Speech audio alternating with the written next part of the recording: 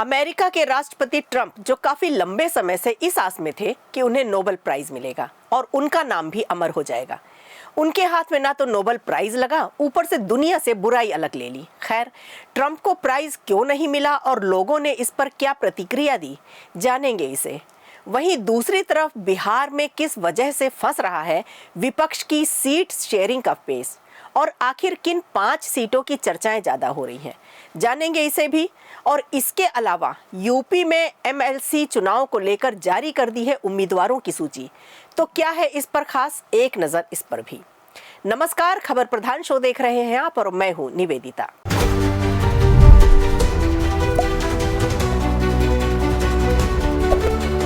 चलिए शुरुआत करते हैं ट्रंप से। दरअसल अमेरिका के राष्ट्रपति डोनाल्ड ट्रंप को इस साल भी नोबेल शांति पुरस्कार नहीं मिला। डोनाल्ड ट्रंप बार बार खुद को नोबेल शांति पुरस्कार के लिए दावेदार बता रहे हैं। उन्होंने दावा किया कि उन्होंने 7 बड़े युद्धों में से शांति स्थापित करवाई। इतना ही नहीं, ट्रंप ने खुद को शांति का मसीहा तक कह डाला। लेकिन नॉर्वेजियन नोबेल कमेटी ने इस बार का शांति पुरस्कार उन्हें नहीं बल्कि वेनेजुएला की लोकतंत्र समर्थक नेता मारिया कोरिना मचाडो को दिया है।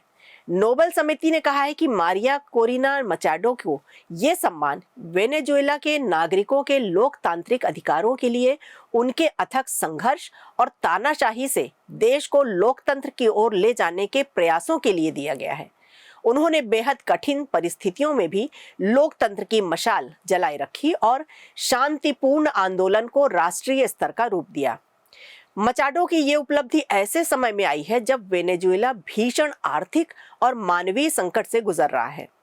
करीब 20 लाख लोग देश छोड़ने पर मजबूर हो चुके हैं।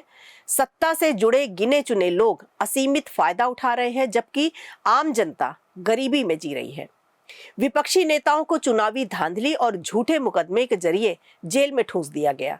ऐसे माहौल में मचाडो का ये संघर्ष पूरी दुनिया के लिए नागरिक साहस की मिसाल बन गया।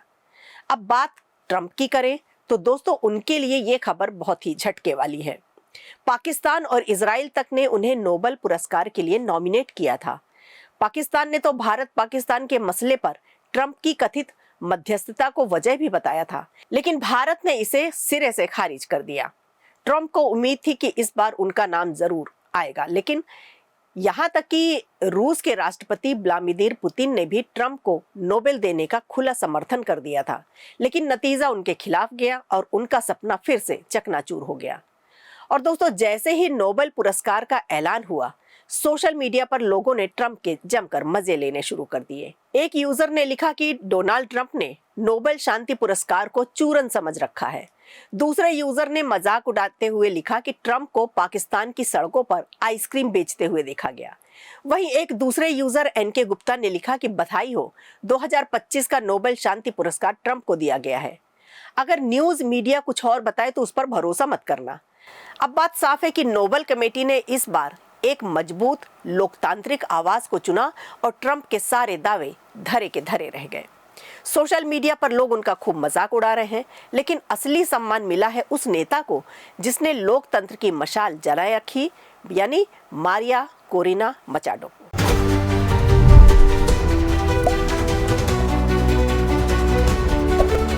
चलिए अब बात करते हैं बिहार विधानसभा चुनाव 2025 की।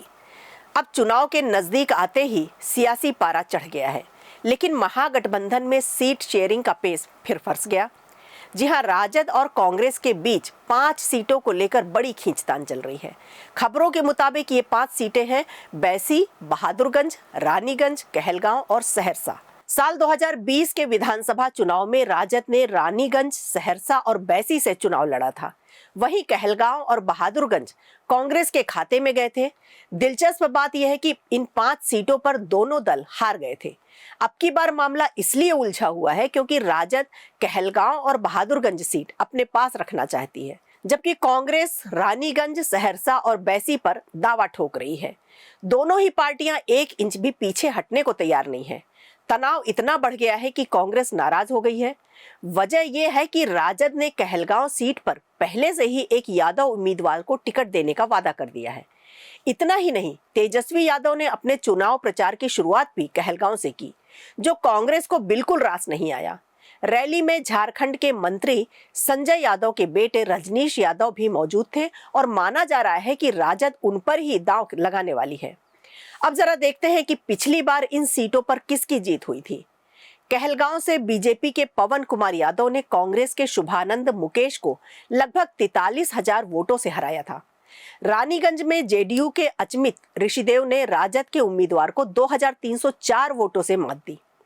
सहरसा सीट पर बीजेपी के आलोक रंजन झा ने राजद की लवली आनंद को 19,000 वोटों से हरा दिया।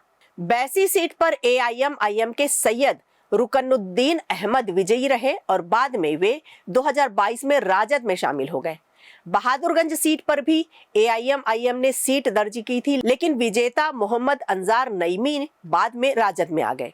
यानी अब इन 2 सीटों पर एआईएमआईएम के पूर्व विधायक राजद में शामिल हो चुके हैं और राजद इन्हें छोड़ने के मूड में नहीं है। लेकिन सीट बंटवारे की खींचतान के अलावा महागठबंधन के सामने एक और बड़ा सवाल है, सीएम फेस कौन होगा। राजद चाहती है कि तेजस्वी यादव को मुख्यमंत्री उम्मीदवार घोषित किया जाए, वहीं कांग्रेस इससे सहमत नहीं है। कांग्रेस का कहना है कि वो परंपरागत रूप से मुख्यमंत्री का चेहरा घोषित नहीं करती, लेकिन अंदर की बात यह है कि कांग्रेस को डर है अगर तेजस्वी को उम्मीदवार बनाया गया तो गैर यादव ओबीसी वोट बीजेपी के साथ एकजुट हो जाएंगे और कांग्रेस नेताओं का मानना है कि हरियाणा की तरह यहां भी जातीय ध्रुवीकरण हो सकता है। दूसरी तरफ राजद का साफ कहना है कि महागठबंधन में वही सबसे बड़ी पार्टी है, इसलिए अगर गठबंधन सत्ता में आता है तो मुख्यमंत्री पद उसी का हक है। राजद नेताओं ने साफ संदेश दिया है कि बाकी पार्टियां डिप्टी सीएम पद की दावेदारी कर सकती हैं, लेकिन सीएम की कुर्सी सिर्फ उन्हीं की होगी।